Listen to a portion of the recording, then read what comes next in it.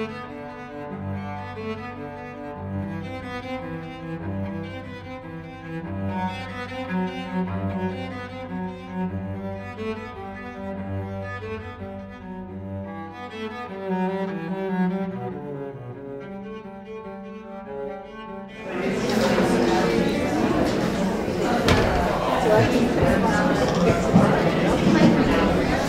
evening.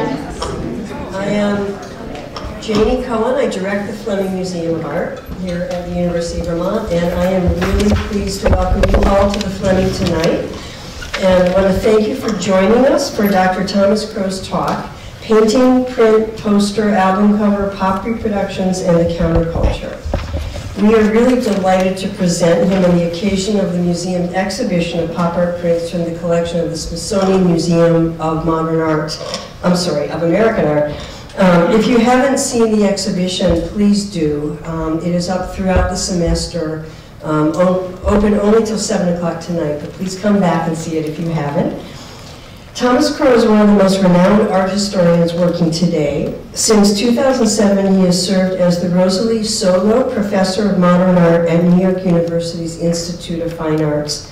He's held faculty positions at the California Institute of the Arts, the University of Chicago, Princeton, University of Michigan, the University of Sussex, Yale, and the University of Southern California. He served as director of the Getty Research Institute from 2000 to 2007 when he joined the faculty of the Institute of Fine Arts. Thomas Crow began his career with a focus on 18th and early 19th century French art. And in '85, he published the award-winning and in some quarters controversial book, Painters and Public Life in 18th Century Paris. In the mid-90s, he turned his attention to modern art, and in '96, he published both The Rise of the 60s, American and European Art in the Era of Dissent, and Modern Art in the Common Culture. Since that time, he's focused chiefly on modern and contemporary art and art historiography.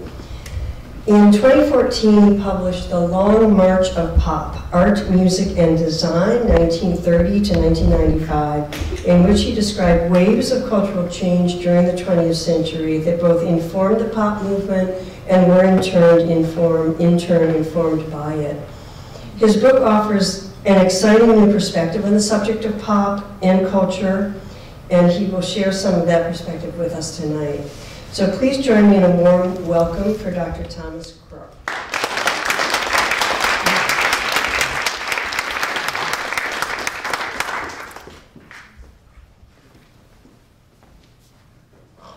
Well, thank you very much, Jane, for that very, very kind introduction, and to Chris for shepherding me through the whole process of choosing a topic and getting here and being here to speak to you, and I'm pleased that so many of you have been able to come out. In this talk, I'd like to extend the concept of the pop art print to encompass two examples that have been reproduced in virtually unlimited numbers, and moreover, together probably stand for the counterculture of the late 1960s more resonantly and conspicuously than almost any other works of art that I could possibly adduce. And on one side, which you've been looking at, is this design by Robert Indiana, as seen upstairs in the exhibition in a 1967 print, which is, I think, stronger than this one, more saturated and without a border. I think it looks much better like that. So worthy of your, renewed attention. The self-explanatory title functions as both a noun and a verb, and has become, by virtue of that, an enduring token of the communal and erotic liberation sought by the 1960s counterculture. And on the other is this even more ubiquitous and enduring design by the much less famous Irish designer Jim Fitzpatrick, Vivace, which saw its first distribution in the fall of 1967 and has never been out of view since. As a complement to Indiana's love, it's the most enduring emblem of the other side of the counterculture, the liberation conflicts that mark the same period, especially the romantic likening of First World student rebellions with Third World nationalist struggles. So how and why each of them came about and how each found its fame, these are my subjects tonight. Well, before the proliferation of Indiana's love as a graphic medium in almost, a graphic emblem, I mean to say, in almost every medium, its composition actually started life as a piece of design. Initially a hand rubbing over lead typographical slugs from the 19th century, which Indiana created in 1964 as a personal Christmas card. Now, these kinds of metallic antiques had provided the basis for his painted lettering right from the start of his pop career in 1961. And there's another very good example upstairs of his use of that very heavily inflected Roman typeface. Pointing up, too, that not all pop needs to be strictly contemporary with its own time. Those deeply undercut serifs lend a crucial intricacy to the lines of the words, condensed in this rubbing to a density almost at the very edge of being legible at all. Then, on the strength of that stacked pattern, because a lot of people saw it, because he was sending it out as a card, the Museum of Modern Art asked Indiana to design a Christmas card for them. And he responded by adapting the stacked monochrome rubbings into this vibrantly colored, crisply delineated pattern in very Christmassy colors. As a piece of graphic design, its typographical ingenuity and communicative economy are remarkable. Though I think few in the fine art world would have possessed the habits of mind required to discern the acuity of that achievement. Indiana carried the details of the Christmas card over into the massively enlarged canvas of 1966. All the better to see his artful way of, well, among other things, abutting the abnormally thin bar of the L with the aperture of the V below, yielding the downward pointing blue arrow. And I could go on a long time going through all of the negative spaces vis-a-vis the positive ones, how, well, just the strong visual interest that inheres in almost every area in the pattern. And I think that quality of design is, as much as anything, the reason for the endurance of the love composition, even if the people who continue to reproduce it and embrace it and distribute it aren't really aware of precisely what it is they're seeing. Maybe the most inspired part of the design, which doesn't exhaust it, is the tilting of the O, which launches its green counter. That's the inside part of an O. That's a typographer's term for that. The green counter along a kind of priapic diagonal, while calling attention to the red scaffolding that supports it and making it seem all the more a kind of architectural apparatus. The interposition of an italic slant into the Roman grid transforms one definition of character, that is a letter, being a character, into another, a letter of the alphabet becoming its own kind of animated figure. And Indiana surrendered any defense against the claims of design upon the work by proliferating the identical four-character motif, starting within and around the Stable Gallery Love exhibition of the same year, where the painting had its debut. The Silkscreen Poster for the show, which redistributes the red, green, and blue color scheme somewhat away from the signature icon, surmounting its tersely minimal copy, represents as valid a manifestation of the design as any of its open-ended series of painted repetitions and variations.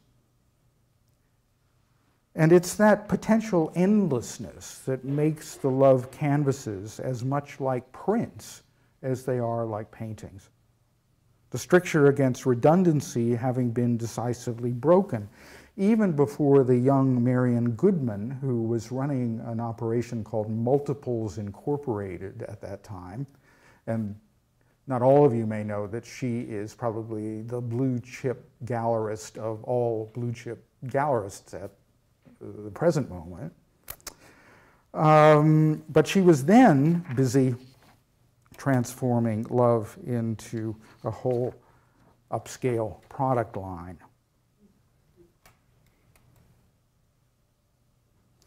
In the years between the 1964 Christmas card and the Stable Gallery Love exhibition 2 years later, though, a really significant change had overtaken the conditions of reception of the work. That change had been the emergence in San Francisco of the countercultural visual style, which hadn't been around, at least conspicuously, at the time that Indiana first hatched the design. The word love itself became a convenient handle for the entire hippie phenomenon, the love generation, with the 1967 Summer of Love still to come. And Indiana's love found itself caught in the same wave, and thereby got swept away from its moorings in the New York fine art network, to the permanent detriment of its creators' credibility in the sober-sided art establishment.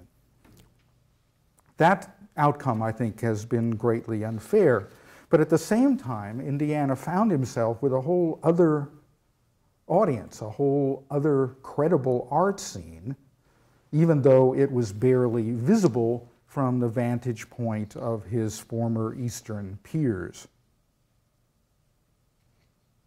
So to put a relatively early graphic expression of this emergent countercultural style I'm talking about up on the screen, next to Indiana's love, is to be struck, I think, by the convergence between his 19th century inflected New York pop and the largely self-taught style of a Stanley Mouse and Alton Kelly. This 1966 poster advertises a headlining band, now largely forgotten, called Earthquake, and a vintage photo of the 1906 San Francisco disaster is patched into the design. The great Bo Diddley, as you can see, is only second on the bill, while Big Brother and the Holding Company, with the small attraction of Janis Joplin as their lead singer, is relegated to the opening act.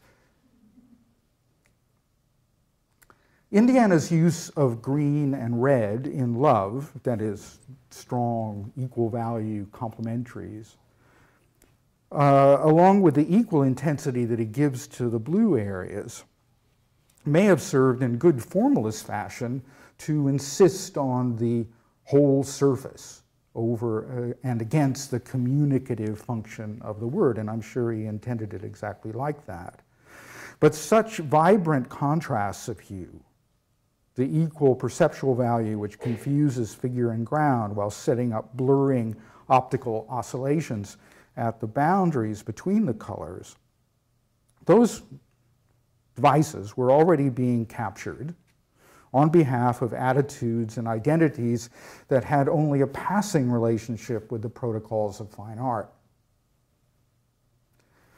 Stanley Mouse, for one, co-author of the poster you've been looking at, had started out in his native Detroit, imitating the hot rod and motorcycle monsters pioneered in Los Angeles by customizer Ed Big Daddy Roth, and Mouse's peers generally boasted similar backgrounds.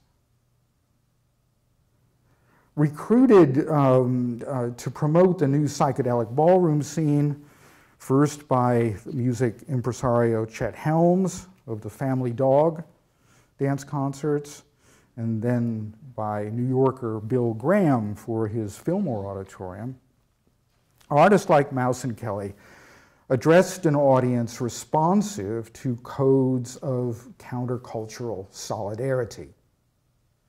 Among these were a figural approach to lettering that defied conventional legibility in favor of intentionally disorienting abundance of motifs and embellishments. Old styles of lettering at once called to mind the ornaments of the favored Victorian neighborhood of the Haight-Ashbury, where the San Francisco counterculture had more or less set up its headquarters, as well as the hippies' anti-technological feelings and the billowing extravagance of their thrift store fashions, which you certainly saw well on display in the regalia of the Family Dog collective. In graphic terms, intricacy to the point of obscurity invited the attention of pedestrians in the Haight or along Telegraph Avenue in Berkeley, hippies and students who enjoyed both the leisure and the inside knowledge required for savoring the psychedelic posters as promises and tokens of the drug-enhanced experiences to be had at the Avalon or Fillmore concerts. Where, at the Fillmore at least, in the early days, full-size posters, crisply printed on heavy paper stock, were handed out as free souvenirs.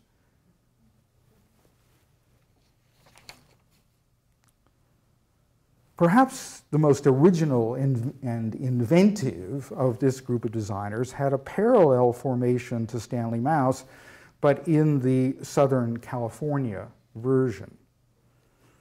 Rick Griffin had a regional-wide reputation while he was still a teenager as a cartoonist and illustrator for the fledgling Surfer magazine. This 1963 cover is still the most, as I understand it, the most sought-after back issue on the vintage market. Griffin attended the Chenard Art Institute shortly after Ed Ruscha, and along with a lot of other future luminaries in Los Angeles art, but he never relinquished his position as staff artist for Surfer down in San Clemente. When he was later smitten by the counterculture, he found his local opportunities being blighted by the police crackdown in later 1966 on the clubs of the Sunset Strip, the event that gave us Stephen Stills' Undying for What It's Worth. And I wish I could play the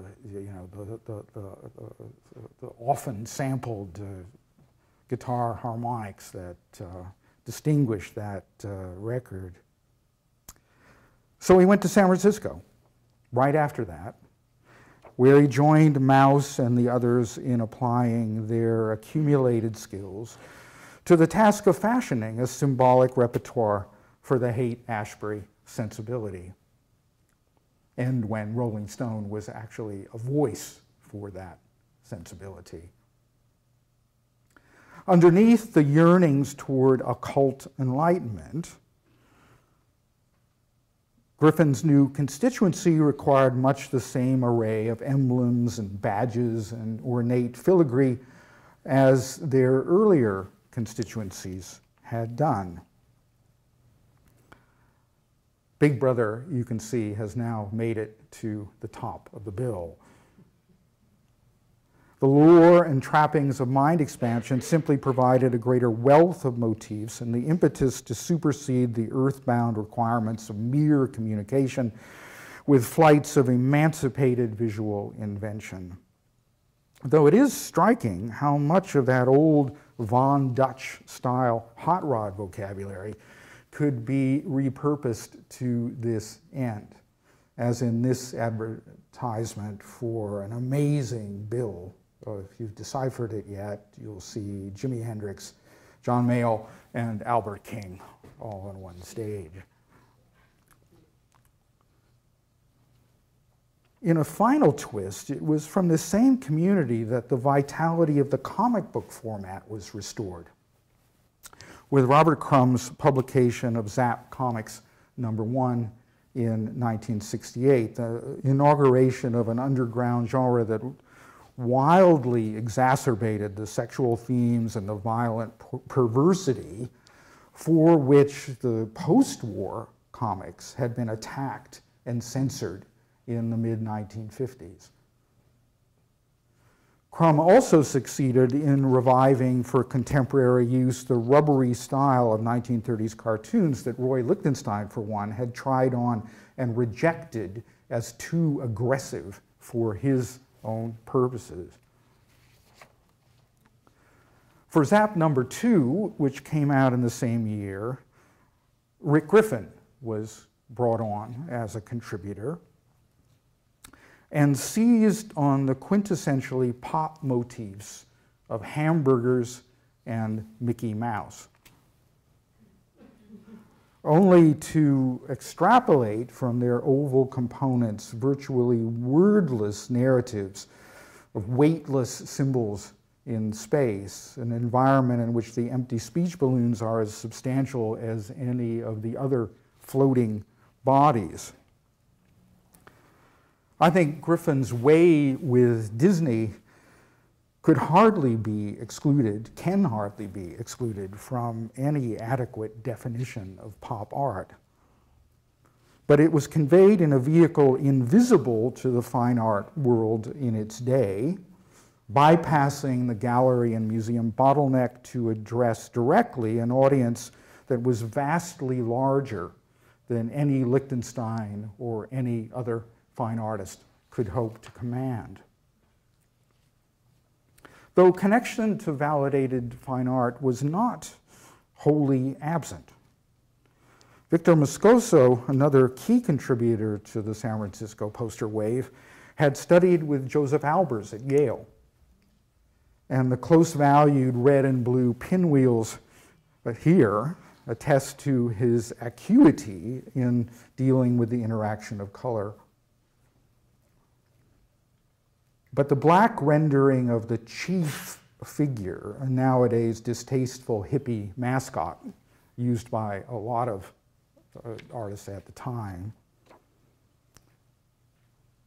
its rendering comes straight from the emblematic line dropout silkscreens of Andy Warhol.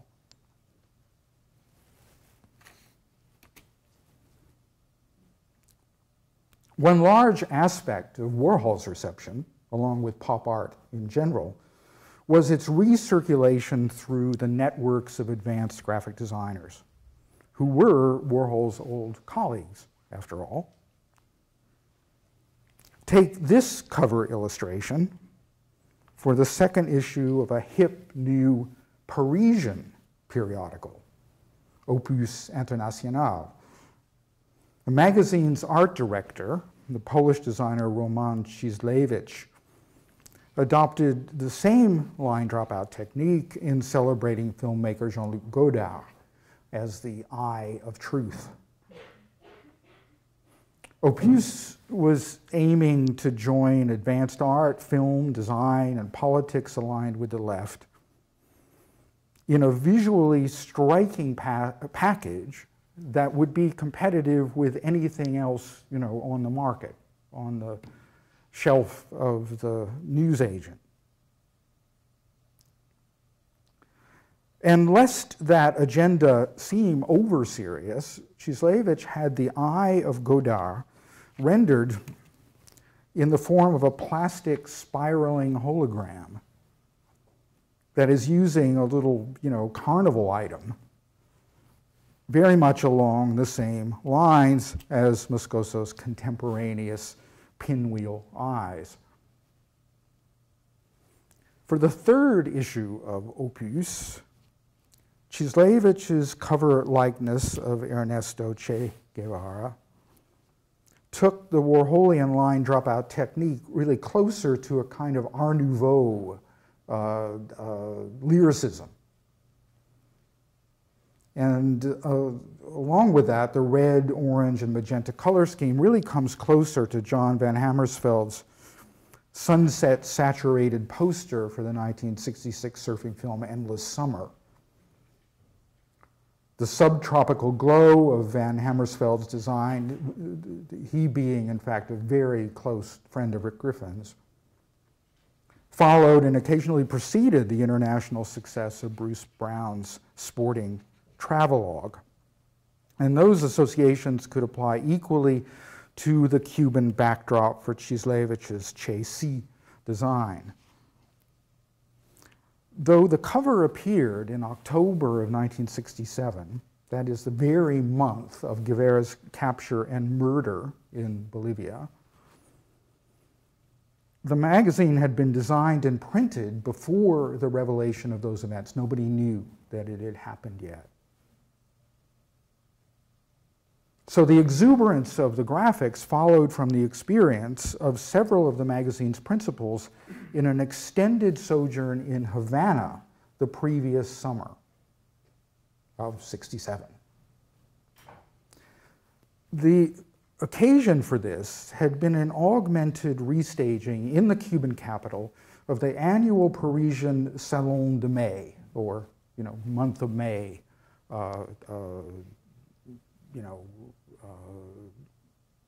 current exhibition. French salons are a gathering up of art that's been done, just before, and they're very large public occasions. The Salon de Mai was an institution that had a great honorable history, tracing its origins to 1943 in an undertaking by dissident French artists to assert the resilience of modernist experimental art in the face of the occupying German regime. But what made the Havana Salon de Mayo more than the usual sort of cultural diplomacy had been the active participation by a large contingent of European artists with accompanying intellectuals who arrived early to spend 6 weeks working in Cuba. Their output intended to remain in the country alongside the Cuban contributions as the core of a new modern art museum for the revolutionary nation, which it did not, at that point, possess. At the venue of the Salon de Mayo, all the participating artists, just to really dramatize the event, dozens of them, assembled and painted a collective mural in front of spectators over 3 days in July. So the memories of this contingent of Europeans who descended on Havana that summer were likely to be extremely positive, expressed in Cislević's cover design, helped along by sun, sea, endless music, dancing, rum, cigars, first-class hotel rooms, all laid on by Castro's ministry. And now it might be easy to be cynical about these sort of perks. But the totality of the experience helped foster in them a utopian notion of socialism that would be free of the grim discipline and deprivation it exhibited in Eastern Europe. Cislević didn't personally make the trip, but his colleague at Opus, called Alain Jouffroy, became the leading reporter of the Salon de Mayo events, extolling in particular, and I'm quoting Jouffroy here, the impact of the ultra-poetic posters of Che and Bolivar hung everywhere in the street. First harbingers of a revolutionary culture that turns upside down the quite somber idea we've been able to form until now of art and the freedom of intellectuals in socialist countries, end quote. Jouffroy brought home these photographs to be published in the Che-themed issue. The face of Guevara, many times life-size, emblazons a wall over the slogan, "Create 2, 3, many Vietnams, Che." And more documentation arrived via the August 17th number of the hugely popular pictorial weekly Paris Match, which featured reporting by the old Free French veteran Jean Lartigue on the South American maquis, maquis being the shorthand term for the French resistance against the Nazis, likening the clandestine Bolivian band then being led by Guevara to the hallowed name for these fighters of the French resistance, and asking the question, Che Guevara, where is he then? Because at this point, no one knew his exact location or his fate. And opposite the opening page is a full-bleed reproduction of the photograph from which Cislevich's cover was derived, as well as the poster you just saw, and most of the others observed by the French visitors. That was the image captured as long ago as 1960 by Alberto Corda,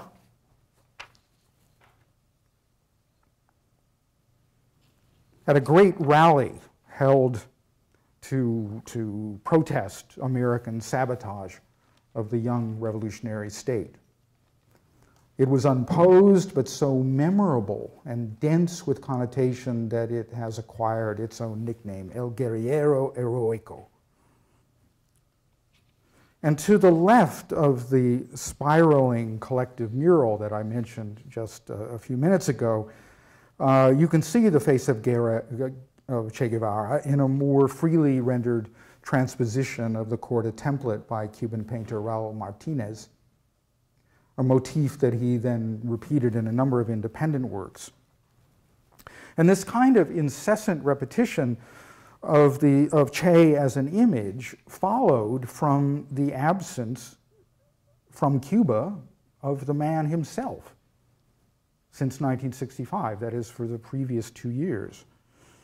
On a mission to catalyze revolution internationally, eventually taking his efforts and his theory of revolution to the highlands of Bolivia, by direct action seeking to catalyze a popular revolt spreading outward from the Andean Altiplano to reach all of South America. The ultra-poetic posters noted by Jouffroy were all that one could perceive of El Che, the unseen and legendary figure that the asthmatic Argentinian Dr. Guevara had become. And far more often than not, the source was the Corda portrait. Now, since 1960, apart from one marginal occasion, the photograph had remained in obscurity in Corda's studio. But his status as a public figure in Havana no doubt led a good number of visiting European journalists to visit his studio that summer, where he kept the portrait pinned to the wall.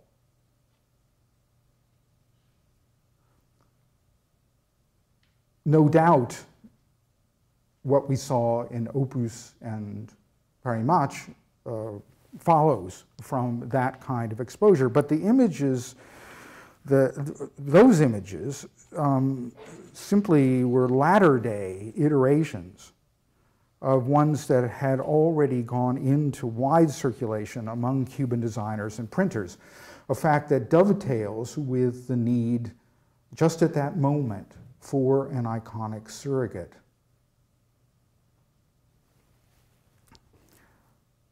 Now, why Europeans would have been so fascinated with Cuban revolutionary leaders at that point requires some attention to the kind of inner conflicts of the left, the sort of anti-Soviet, anti-Stalinist sentiments that you've already heard underneath Jouffroy's celebration of the images, not only of Che but of Fidel. He made very explicit and extended it to a much wider horizon of European authority, now on the intellectual plane. For him, Che and Fidel now fill the horizon. That pairing for him now replaces, and I quote, a Breton, plus a Sartre, plus an Aragon, plus a Foucault, plus an Althusser. All one needed to pay attention to now was the example of the Cuban Revolution.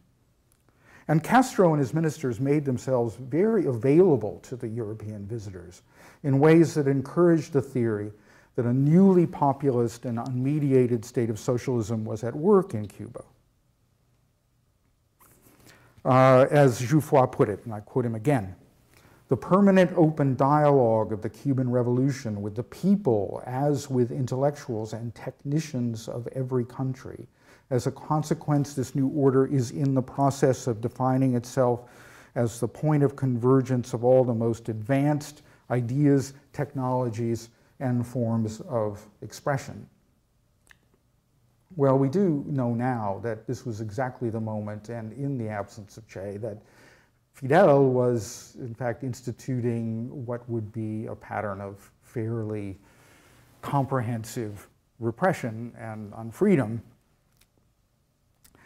But for Jouffroy, what he saw was a powerful latent bond being forged between the southern tier of Latin Europe, including France, obviously, and the masses of Latin America.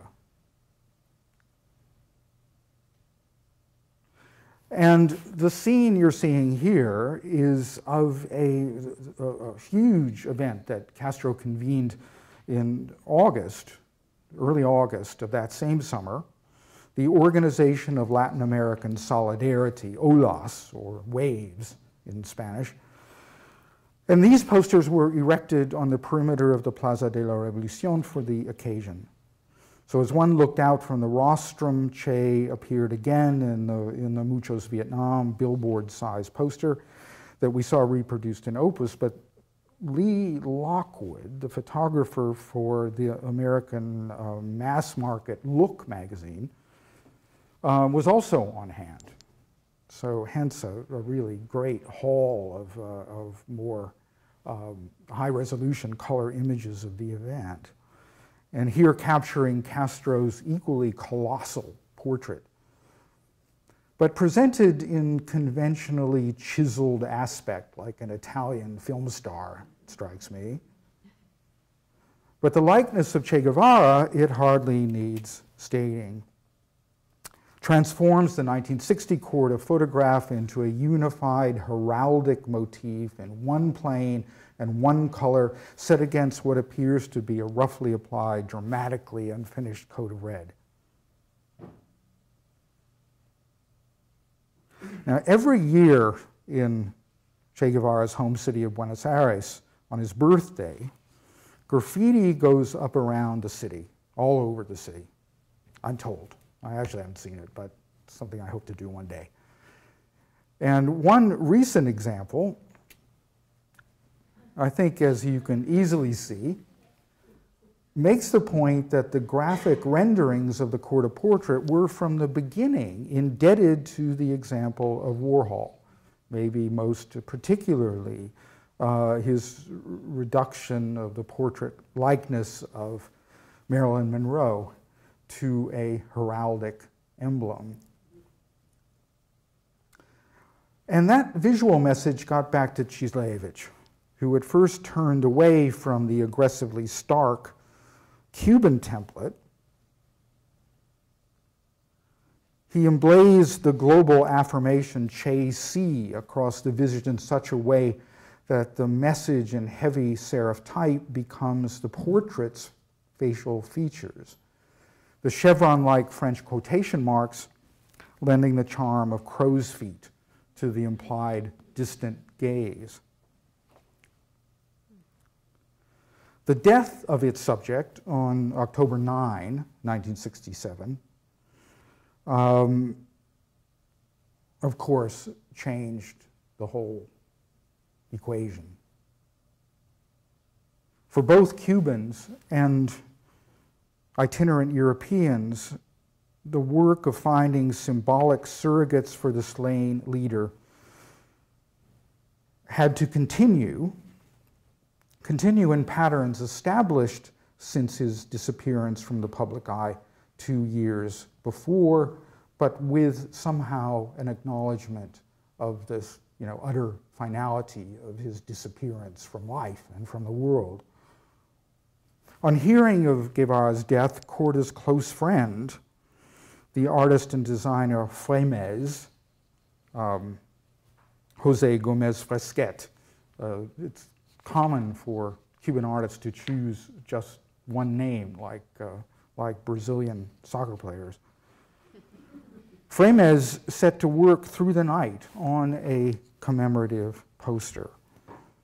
Surmounting the legend "Hasta la victoria siempre," which is what Castro said at the memorial rally when Guevara's death was publicized. Fleming superimposed over a red field, as you can perfectly well see, a dot screen transfer of the Corda portrait.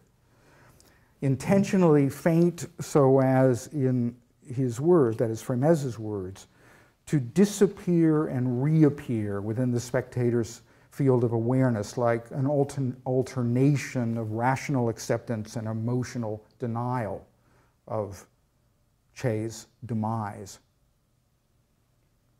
Even more patently Warholian is the poster produced shortly afterwards by another one of their circle called Nico, Antonio Perez Gonzalez, with black screen transfers of El Guerrero Heroico repeated in varying sizes, seeming to move forward and backward in space against a ground colored like smoldering embers, all arranged by an unseen but underlying rectilinear grid. That scheme reinforced by the asymmetrical placement of the same slogan in black sans serif capitals across the cropped forehead of the largest and most spatially advanced among the 6 Corda visages. So one man becomes a kind of phalanx advancing towards a limitless future, which is invoked in Castro's slogan. So why such solemn commemoration should call for visual correlatives from the international pop repertoire becomes, the issue or the question. And it would first be important to recall that Cuban designers, both before 1959 and after, through the 60s, joined in the same current of communication, as did Warhol and his colleagues in New York, and Shislevich and his colleagues in Paris, et cetera, et cetera. All were occupied in assimilating modernist simplicity and layout and typography with the importance of photographic documentation as the up-to-date guarantee of truthfulness, veracity. As the medium of Guevara's prestige had become his fame rather than his physical presence, Warhol's version of the celebrity portrait, having become the most concise and memorable currency of fame, would naturally have suggested itself. And it would also be sensible to credit the Cubans with the ability to recognize, as did the Argentinian street artist I just showed you, the elegiac qualities in so many of Warhol's defining motifs, beginning with his memorialization of Marilyn Monroe within weeks of her death in August 1962, or the amazing Jackie II, one of almost the summit of his printmaking achievements, which is in the exhibition upstairs. Jim Fitzpatrick, that young Irish designer, then residing in Paris, responded to the news of Guevara's death with the black on red rendition of the Corda image that reinvents the Cuban prototype on the scale of a domestic poster. The stark contrast of facial illumination being picked out in white is one of his departures from the existing template. As was Fitzpatrick creating his separate screens in hand-cut acetate rather than by photographic transfer. And the handmade quality of it, I have a quotation here which is maybe a bit too long given where we are time-wise about the messy, physically uncomfortable requirements of that photostatic procedure. He even put the yellow star in with a magic marker. Repeating the procedure for some 1,000 sheets, he distributed them, he said, just to people coming through Paris for little or no remuneration or any thought of copyright. He said, I would love to say it was well organized, but it was quite haphazard. Friends of mine going to the continent would get a batch. A lot of odd people ended up distributing the work. What I was trying to do in a way was to get people to notice that this man had been murdered. It was a big story at the time, but it faded away. Or so he thought. The undying currency and ubiquity of Fitzpatrick's invention became the strongest antidote against that amnesia, far stronger than any other souvenir. It endures with near ubiquity, regularly posited as the most reproduced image in history. And drawing and cutting by hand allowed Fitzpatrick to retain, I think, some of that Art Nouveau vitality of San Francisco psychedelia, manifested in an enlivening play of flames and tendrils at the margins of the black portrait family. Underestimated, but I think one key to Fitzpatrick's success in galvanizing a late 1960s audience of the young.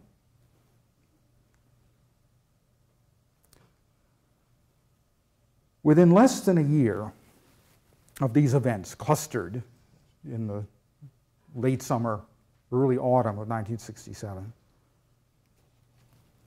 such a vision of an unmediated revolutionary process, one uniting students and intellectuals with labor, free of subservience either to a vanguard party or to bourgeois institutions, aimed at emancipation of both the senses and the imagination, would galvanize the Parisian insurrections that began on the 2nd of May of 1968. The giddy utopianism voiced by Jouffroy in his reports from Havana, from which I've been quoting, forecast the rhetorics and hopes adopted by the 1968 insurgents. And the migration of so many leftist writers and artists to Havana had played an underestimated part in this gathering of forces behind the May events. Passage via Cuba also bringing to the Paris artistic milieu powerful examples of pop visual sensibility being put to use on a massive public scale. In addition to the Che images that I've already shown you, let's look at this ordinary street scene in Havana, which was also photographed for Opus and published there, in which above a passing bus, an enormous mural appears emblazoned with 4 repeated instances of the same image. A running American infantryman progressively tipped backward with each iteration, and one enveloped in what appears to be a spreading stain of blood. The technique was the same photographically derived line dropout silhouette coming first from Warhol, adopted by Gislavich, Fitzpatrick, and many others. In a band across the waists of the figures runs the slogan in a lowercase italic, "The question before all peoples is this, to capitulate to imperialism or to resist and struggle." The height of the mural covered at least 2 stories of the building, but it was built from separate sheets of buckling paper, only about 1 meter on a side, as I estimate them. That combination of topical ephemerality combined with striking monumentality cannot have failed to impress artists on hand for the Salon de Mayo, who then, not many months later, would join the student occupiers of the École des Beaux-Arts in setting up the poster workshop that was so famously to function under the collective name Atelier Populaire. Now, all the professional artists who joined the student occupation had long voiced a left-wing suspicion of individual creativity as a marketable value. So they were ready to embrace the ethics of anti-individualism and anonymity, but that's one reason why their particular contribution hasn't been sufficiently singled out so that one can observe this conduit from Havana, where they had been, to the impetus of the poster movement during the student insurrection. They brought to the enterprise prior experience gained in Havana and in their past artistic practice with revolutionary graphic communication as a pervasive feature of the urban environment. Having seen the ultra-poetic street art of the Cuban capital, these veterans of the Salon de Mayo were probably not very impressed with Jim Fitzpatrick's reinvention of the Cordache emblem because they'd seen already so many prior versions of it. But they cannot have been blind to the wide and passionate embrace of Fitzpatrick's Viva Che as a virally multiplying banner of revolutionary enthusiasm. And therefore they sought to generate their own equivalents, seen in Toto here on the front of the medical school in the Latin Quarter. A couple of representative examples. Now, few, if any, European countenances could boast the same charisma as El Guerriero Heroico in any of its transformations. But the Paris Rebellion found its portrait icon in a press photograph of the most prominent single face or leader, at least in the early eruption of the '68 events, and that was Danielle Cohn-Bendit, a German national who, born of German Jewish refugee parents. He had stepped to the fore of the student movement as it built its critical mass at the new suburban University of Nanterre, where he was a student. But because of his nationality and parentage, he'd been attacked in the right-wing press and by the Gaullist authorities on both counts, and so was forced to retreat from Paris as early as May 10th, where he waited ineffectually at a distance as the authorities set about withdrawing his visa and deporting him to Germany on May 22nd. So much of the uprising took place without his presence. So here we have a kind of compressed, less fraught version of a leader who cannot be physically present for the events that still in the imagination he is leading. But Bernard Rancière, who was one of the Havana veterans and a really accomplished pop-style French painter, was working in the Atelier Populaire and transformed Cohn-Bendit's smiling, ecstatic visage according to the newly pop-inflected protocols of revolutionary visibility. And the accompanying slogan turned the ready-made invectives of the old French right into a proclamation of youthful solidarity, a chant that was duly taken up by the crowd thronging the march, which was staged to protest Cohn-Bendit's deportation. And where Rancière saw his image not just on walls, but being brandished as placards by the marching protesters. So the insurrections of May and the coming together of the Atelier Populaire put into the hands of artists a scale of operation, a mode of address, and an audience commensurable to those that had been afforded to their Cuban counterparts. Much as Che had attracted the lion's share of representation by virtue of his simultaneous salience and absence, so it was with Bundy. And that equation between the departed and the emblematic pop totem had been put into place by Warhol.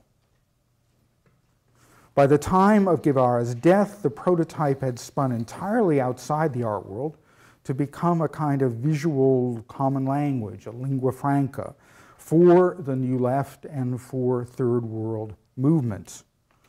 The preferred stylistic signifier for the missing, for the jailed, for the exiled, or for the murdered comrade. To the extent that the Warholian prototype made reference to the smudged handbill or the broadside or the wanted poster, it had come full circle in that respect as well. Henceforth, any artist returning to the device would need, in honesty, to confront the popular and politicized valences it had acquired on its transformative passage via Havana and Paris. So, thank you very much for your attention and patience.